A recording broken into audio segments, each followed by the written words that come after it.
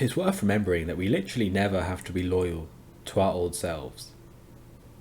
I know there's this idea that we have to be consistent with the way we used to be, but I don't really agree with that because what's actually keeping us there? There's two things that keep us there. One, our own comfort when it comes to the difficulty of changing, and two, it makes other people more comfortable when we stay acting in ways that they recognize us to be, that they're used to us being.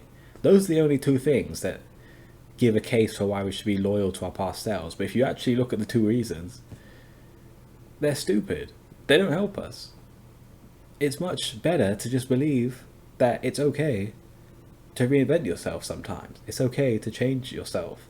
I'm not saying that we should, I don't know, betray people or whatever people think are the negative consequences of this, but in general, the people who discourage you from changing usually aren't the same people that want the best from you. It's very rare. So I've never really wanted to be the type of person that takes this advice from people that we shouldn't change the way we are, because a lot of the ways that we are just old habits. Another reason why I think it's worth knowing that we shouldn't be loyal to our old selves, or don't have to be, is because life requires change. So many things in life require us to be a different type of person to the type of person we are now. Not completely, but in some ways, and it's usually in important ways.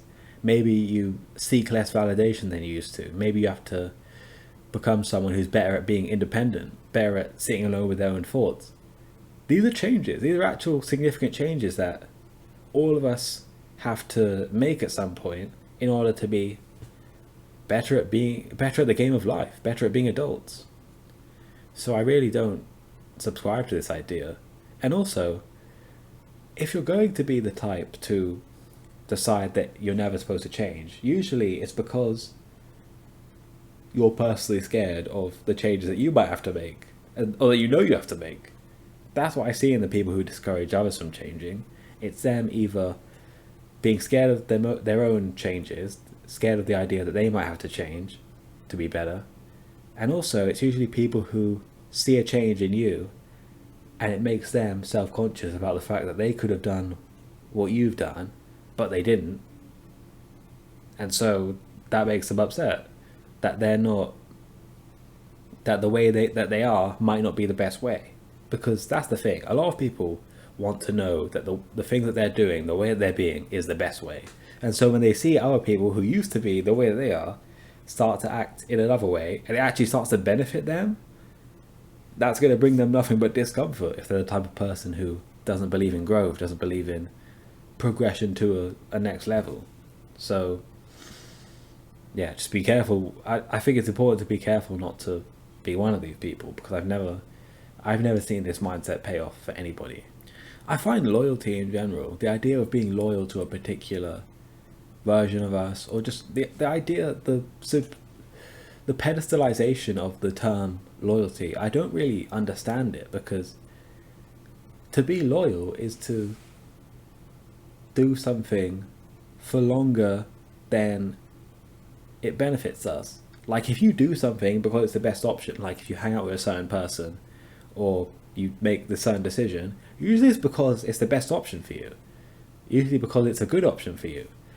Loyalty implies that you continue doing a certain thing and acting a certain way or being with a certain person beyond the point where it still makes sense for you. And I don't see how that's noble. People talk about it like that's a noble thing to do, but I don't really see it. Because how is hurting yourself on purpose a good thing to do? How does that make you a better person than someone who doesn't? Than someone who sits there and says, you know what? The way I've been acting hasn't been helping me or the people around me.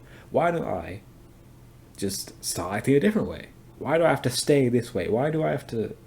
What's so romantic? What's so noble about staying this old way that you've identified isn't helping you? Because the whole reason that we consider change, the whole reason that change is even a topic, is because deep down all of us know when it's time to change something that we're doing or change someone that we're hanging out with. I'm not saying it doesn't hurt. Often it usually does hurt, but we all have a sense for when it's time to look at ourselves and make some kind of change. We all have a sense for this. You know, like Michael Jackson said, we all have we have a sense for when we need to make change, and it's important to just not run away from that or see it as a bad thing. Just because it hurts doesn't mean it's a bad thing. And I found that if you can be okay with the fact that you need to grow, sometimes, in fact, a lot of the time, you can actually find enjoyment from the fact.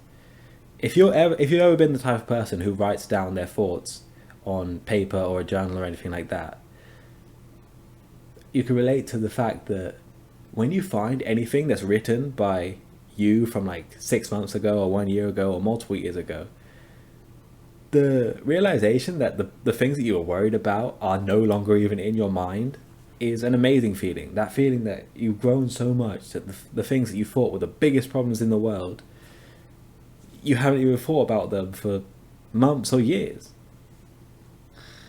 So the point I would make is that change does pay off, no matter how difficult it is. I've never seen a time or a person for whom it doesn't pay off for. So I think it's a positive message overall.